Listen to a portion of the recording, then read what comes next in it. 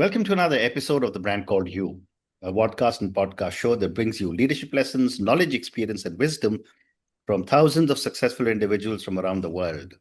I'm your host, Ashutosh Garg, and today I'm delighted to welcome an accomplished leader from the social sector who's done incredible amount of work, not just in India, but in Kenya and in the UK, from London, UK, Mr. Kishore Shah.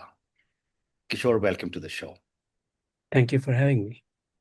Kishore is an advisor to Khadi London. So before we talk of Khadi, a few questions for you personally. Mhm. You were born in Kenya during the colonial rule. How did those early experiences shape your worldview? I think I was born at a time when things were changing. So when I was born, it was really colonial Yeah. in terms of we had separate schools for and separate residential areas for people of African origin, people of Indian origin, and whites. It was Wow. very segregated, very hierarchical, Mm. and it was kind of a normalized reality. But by the time I was growing up, there was churning, with India becoming independent for one thing, Mm. national movement rising within Kenya. So there was a change beginning to happen.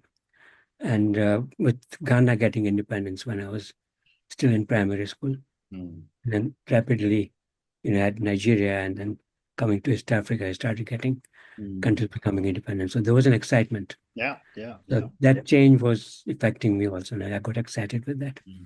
Amazing. But still, by the time, I went to the US for scholarship. So it was just before Kenya became independent. Mhm. I didn't really get to see that change from a racial society to a Mhm. non-racial one.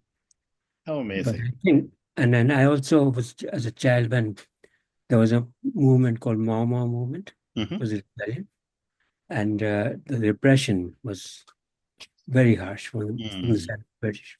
And I witnessed some of that, and I think that Wow. affected me quite a bit. Wow. Wow. And as I was reading about you, you always placed a lot of emphasis on values-based development and ethics. Mm. Tell me a little bit more about what this means in practice, especially in our world today. I don't know, it's a lot of different things. One is, how do you design your businesses? Correct. Is it designed with a view to just making money, or do you have a wider approach to it? Do you look at environmental factors, social factors, Hmm. circularity, and put in place, making sure that this minimum waste, the products are designed in such a way there is a minimum waste. Mhm.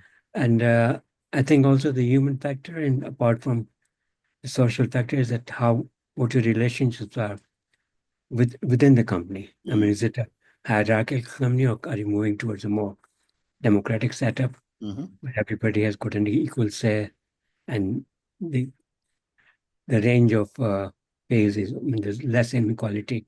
Hmm. And how do you relate to your suppliers? If you are, are you making sure that they get enough of a fair value, they get enough of a profit? Hmm. Also, coming that more and more companies now Hmm.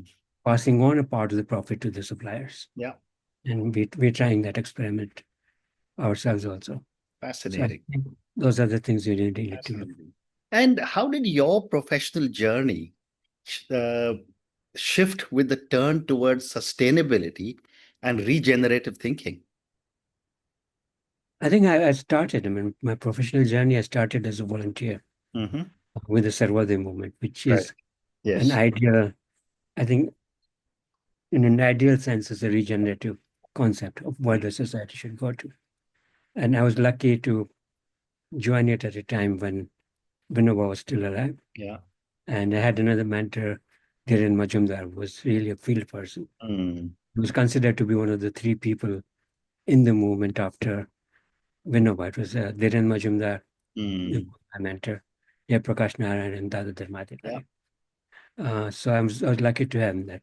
I think the kind of discussions we had, the kind of interactions we had in the villages, the movements I was a part of, they were all very much geared towards completely, I would say, as pure uh, society as you can get in terms of you're not dependent on power, so you're not dependent on the state, Mm, and you're mm, not dependent on, you have your own law mechanisms, so you don't really depend on the police. mhm, And you're looking at a wider world. So one of the mottos was Jai Jagat, so mm, virtually a world without borders. mm. Those were the concepts we were working on. Amazing. And they really inspired me, and people are trying to put it in practice. So Amazing. Amazing. And how do you see the relationship between inner transformation and systemic change? I think in its transformation is really important, and that's what one of the things that attracted me to the survival movement. Correct. I mean, survival movement is in some continuation of Gandhi's work, Mm. what you call constructive work. Yeah. All of Gandhi's work in a transformation was key. His idea of ashram was life was not just limited to ashrams, but it implied that it has to spread in different ways to the Mm, rest of the society. mm, mm, And the movement itself was based on the concept of dan. So dan is very, an act which really brings about in a transformation. mm, And once you get into an area of giving rather than receiving, of cooperation rather than competition, mm. this transformation starts taking place by itself. And Oh, I think that's very important yeah. part, Yeah. whether it's business, whether it's governance, Mm. whether it's your personal life or your family relationships. I think those factors are very important. Very true. Very true. Let's now talk about Khadi. Mhm. And, you have given a large part of your time to Khadi. You're the advisor to Khadi London. Um, what drew you to Khadi and what was the inspiration to co-found Khadi London in 2014? I think I was when I'd been working with the Sarawak movement, and that moved on to working on a larger scale with aid agencies. Essentially, it was connecting communities with government agencies Mm, and giving them training, working on policies, working on research. But it was all geared towards what is known as sustainability. mhm, And I felt what I'd done in Sarovar and what Gandhi was doing was a little deeper than that. And that mm, need to, I need complete, at least personally, I needed to move back towards that. mm, And Khadi seemed like living in London, I couldn't be in India for health reasons. mm, Seemed like the right thing to do. And that's why I made the shift 10 years ago was start mm, working with Khadi. mm, We mm, looked at the option of tourism, community-based tourism, but I think Khadi was something which came naturally because I'd also been involved in a study on artisans of India, mm, uh, a status report on that. So I mm, knew the sector very well, and not just Khadi, but the whole artisanal sector. And mm. being part of the Sarvadi movement, I knew how the nitty-gritties of Khadi, how the production and everything. So Yeah, I thought that was a good thing to start. fascinating. Fascinating. And how would you interpret Gandhian values in the context of today's fashion and textile industry? I think it's been moving in just the opposite direction, especially Mhm, fast fashion mm, and synthetics. But I was looking at statistics just before this. In India itself produces 7.8 million tons of textile waste. mm, And then a lot of textile waste is imported to India from other countries. mm, So I think it's just the opposite of Khadi. But at mm, the same time, there's been a movement towards Khadi again, but it has been more in terms of fashion, Khadi, using Khadi for fashion. This one of the government's motors. mm, I think it should be more Khadi for the communities, mm, outreach towards that. And one of the things I was disappointed when I started working on Khadi was that the slivers, which I used to spin the cotton, they're made in 6 centers of India, mhm, the whole of India. It's a very centralized process. So counter to the idea of Khadi. But then I found there are people who are trying to bring it back to that mm, decentralized idea, to do the whole processing where the cotton was made. mm. Yeah. So I think these are the kind of organizations we've been working with. Mm, And similarly, in wool, we've been working with people who are engaged in Deshi wool, indigenous wool, mhm, and we looked at forest silk also. but not that intensely. So Mm. that shift of how you can go towards the idea of decentralized production, democratic setup for the production, where the workers are involved in the management, they get fairly paid. Farmers are involved in the whole process, and the consumers. I mean, in Sanja Stories, she started, we're Mm. bringing in consumers as part of the story. They should be equally involved in what's going on. Mm. You know what happens to the garment after they've bought it from us. So Amazing. that, Yeah. Yeah. Kishore, when I was reading about you, it was amazing to learn that Khadi started as a social enterprise and Mhm. is now a knowledge-based initiative. How did this transition happen, and what were some of the reasons you made this transition?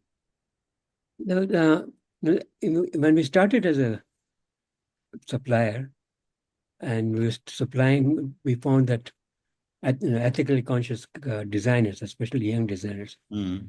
got attracted towards Khadi. Mm. We started working with them, and then they wanted to know more about it. Mm. So we organized some events, but we also had them go to the field themselves Mhm. and look at it, find out more about it, Mm. get a personal experience. So we were moving more and more towards an educational role. We're working with one of the textile colleges, Chelsea College of Arts. We had a Khadi competition a Mm. couple of times with them.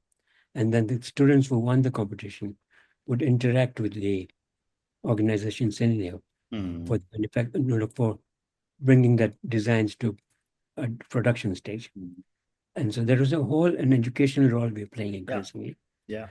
And also, when we started, the suppliers we were working with were not really used to exporting some textiles Mm. and kind of skills it requires. But as we went along, they picked it up. And we found two things, Khadi was becoming more popular in the UK with Mm. small designers.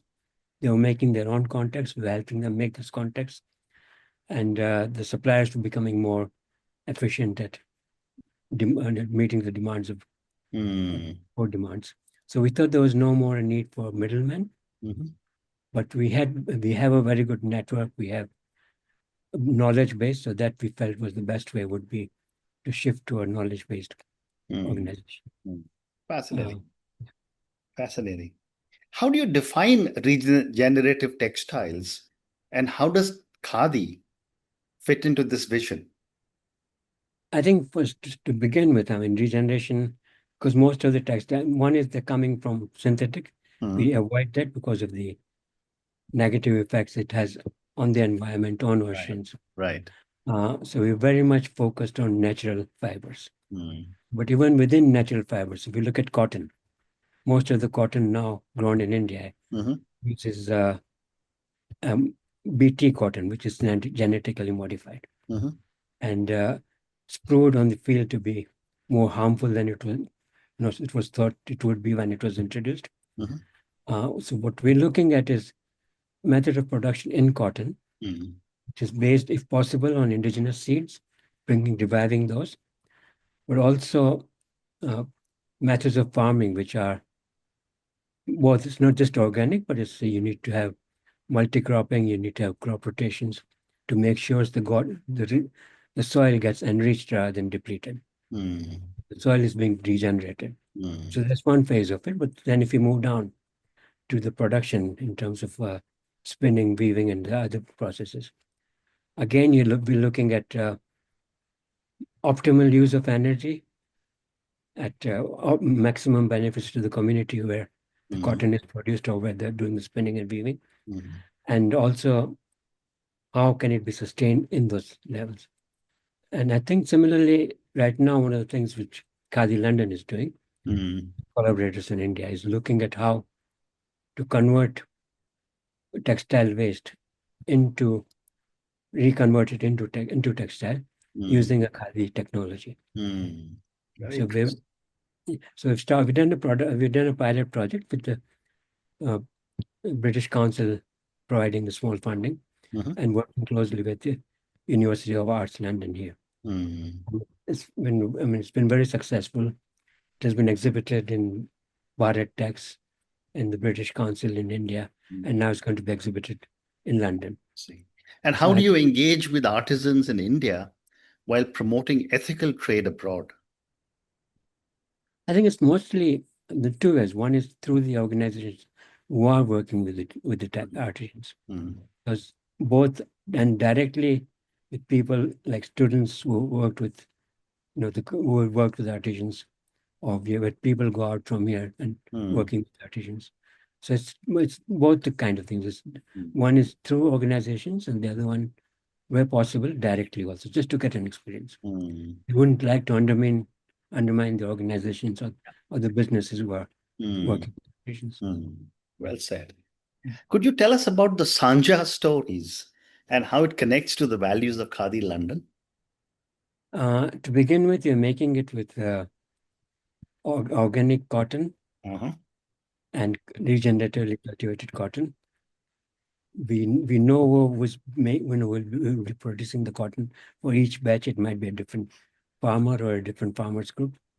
So we have that story, and then the profits are distributed equally. Then there are 5 collaborators right now. So there's Khadi London is one of the collaborators, and we look at the supply chain. Mm-hmm. We call it the value chain. There's another partner in Jaipur, so they're making the Sanja jeans, and there's a designer, there's a digital marketing person, Mm. and another colleague of mine who's been working with B2B Mm. Khadi for 15 years. So the profits are distributed after discussions very equitably Mm. within those, including the partners in India. Mm. We pay fairly to the farmers. We Mhm. try to make sure that we don't do it directly, but we Mm. make sure farmers are paid fairly. Mm. Uh, the workers are also paid fairly. Mm. Mm. And I think beyond that, the way that it has been designed, it's we found that in jeans or most trousers, is the knee where it starts getting worn. Mm. So we got replaceable knees, which we supply with the jeans. Mhm. It's not exactly jeans. Yeah. It's designed in a way that it's kind of a cross between pajamas and jeans, very comfortable. Mm. Been designed with we got a person, one of the partners is what's it called, textile tech person, Mhm. garment tech person, and she's worked with Blueberry and Mm. other. Mm. So Mm. she's been very meticulous on design. I mean, on the production aspect of it. So most people who have worn it right now in the samples, they find it very comfortable. Very interesting. And the leg is kind, you can roll it up, so it's Mm. adjustable that way. Mm. And then what we're doing is we're only using natural. Most of the production is without any dyes. Mm. There's an option of indigo. Mm. And the third thing we're doing is that those people who would like to make it in their own color, we'll Mm. be organizing dyeing workshops using natural dyes in Mm. London with Mm. the customers. Mm. So that's the Yes. status right now. Fascinating. Going forward, we're thinking that it should be, there should be, each country can have its own models. Like Right. maybe, I don't know how we'll go. It may be a franchise system, or Mm. so Mexico already has got a Khadi organization, so we might work. Mm. And we know people in Mexico. We know people in the US, which is a cotton producing country. Mm. We might do it using British fibers here, not cotton, but flax or hemp. So that's Mm. so it's Amazing. that whole idea of Yeah. decentralization is very Yeah. essential to it. Yeah. And I've, yeah. the Please go ahead. payment is spread. So, you know, the initial installment is to cover the cost of production. Mm. And after that, we're very transparent in what happens Yeah. to the money. After that. Well said. The customer is again pretty much a part of the whole journey in that sense also. Amazing. I've time for two more questions for you. My Mm. next question is what is in your view, in what ways does Khadi London experiment with circular design and value-based business models? I think we're done. I mean, the one is what we're doing with waste cotton. So our idea is that it should be done in a decentralized way. We're using right now we're using the traditional charkha for it. And we got the fiber shred in Panipat, but we're not happy with that. Mm. They're very large machines. So we're now looking for a smaller machine which can be used in the villages and I mean in local centers, and and make it in a way so that it can be used in any part of the world. And try and develop technology. So then waste did not go from the UK or the US to India, Mm. or it can be recycled, it can be reused in the country of where it's Sure, used to. sure, sure. And my last question for you, Yeah. looking ahead, how do you envision Khadi and regenerative enterprise influencing global sustainability? It already is. Mm-hmm. I mean, when we started 10 years ago, I mean, I remember going to a college and asking the students how Mm. many had heard of Khadi. Now, out of 151 hand shot up. Mm. And that situation has changed now. Mm. Khadi has become, people know about Khadi. They're Everywhere. keen to use it. It's becoming a Absolutely. part of curricula and some of the universities here. I think it's even in India, it's becoming more and more part of the Correct. curriculum. So Mm. that's one thing. Designers are using it more and more. Earlier, when we started, it was more Mm. we were attracting smaller designers. Mm. Now we've got large companies coming in, making their own Yeah. connections. Yeah.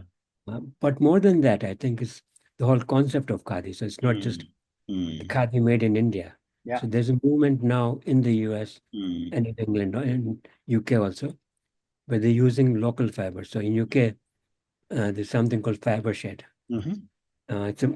It's a it's a network of organizations, Mm. Mm. and they're keen on using flax, which is produced in UK, hemp, and nettle. They've been working with, Mm. and British wool. And we're also having a collaboration right now with. We're going to have an event in September, Khadi London, Mm-hmm. which will be bringing in connecting people who are engaged in Deshi wool in India with people engaged in wool in UK. So I think that Yeah. kind of connection, that kind of, but I think going beyond that, we're looking at textile production is only one part of the whole. Mm. So how do you connect it to creating a new kind of a society which Mm. doesn't lead to wars, which doesn't, Yeah. Yeah. Yeah. Very which interesting. yeah. Very, very interesting. And on that note, I just want to say thank you so much for speaking to me about your own incredible journey. You must have got some amazing stories, and I'm not sure if you've already written a book, but I'm sure if you do, it'll be quite a seller. Thank you also for speaking to me about all the amazing work that you're doing with Khadi and so many other local textiles in the countries that you're operating in. Thank you for speaking to me, and good luck. Thank you.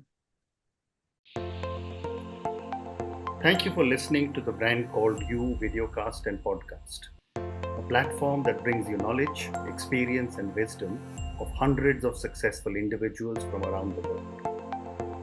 Do visit our website www.tbcy.in to watch and listen to the stories of many more individuals. You can also follow us on YouTube, Facebook, Instagram, and Twitter. Just search for the brand called You.